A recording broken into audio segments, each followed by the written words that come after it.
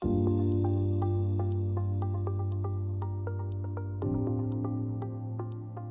I think to answer what is risk-based inspection, it's really important to sort of set up what we're trying to do with inspection in general. So if you can imagine a processing facility, an oil refinery or a chemical plant where they're trying to make something, you'll see a bunch of equipment. You'll see piping, you'll see pressure vessels, storage tanks, pumps, compressors, all this type of mechanical equipment.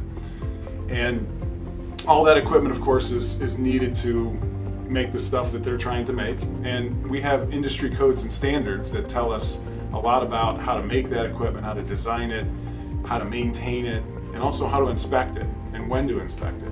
Risk-based inspection is really another step forward in that process. Prior to about 2000, the way in which we would go inspect that equipment, or really when we would go inspect that equipment, was dictated by a time element. So just by flipping the calendar, for an example, every 5 years an external inspection is required on this equipment. So you have to go out and look at, is the ladder still on, is the grounding lug still tight, and so forth. So it was mostly a time-based inspection program. And then along came what we would call condition-based, where we would look at how the equipment is degrading over time, whether it's internal corrosion or external corrosion. And then based on the severity of that corrosion, we would set our next inspection date. So something that's corroding, say, more rapidly than something else, we would give that more attention and we would inspect it more frequently.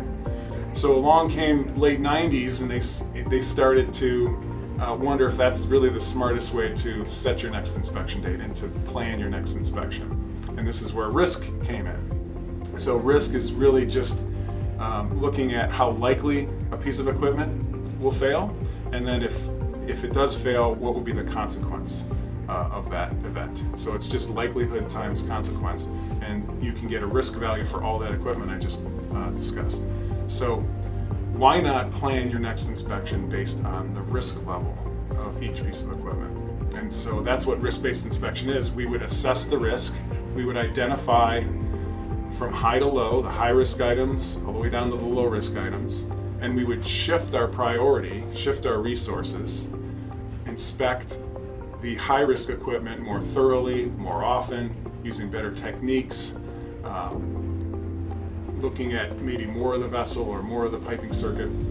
And then on down the risk list, the lower risk items, we wouldn't inspect them as often, or maybe not as thoroughly. And so each item kind of gets its own specific risk prioritization.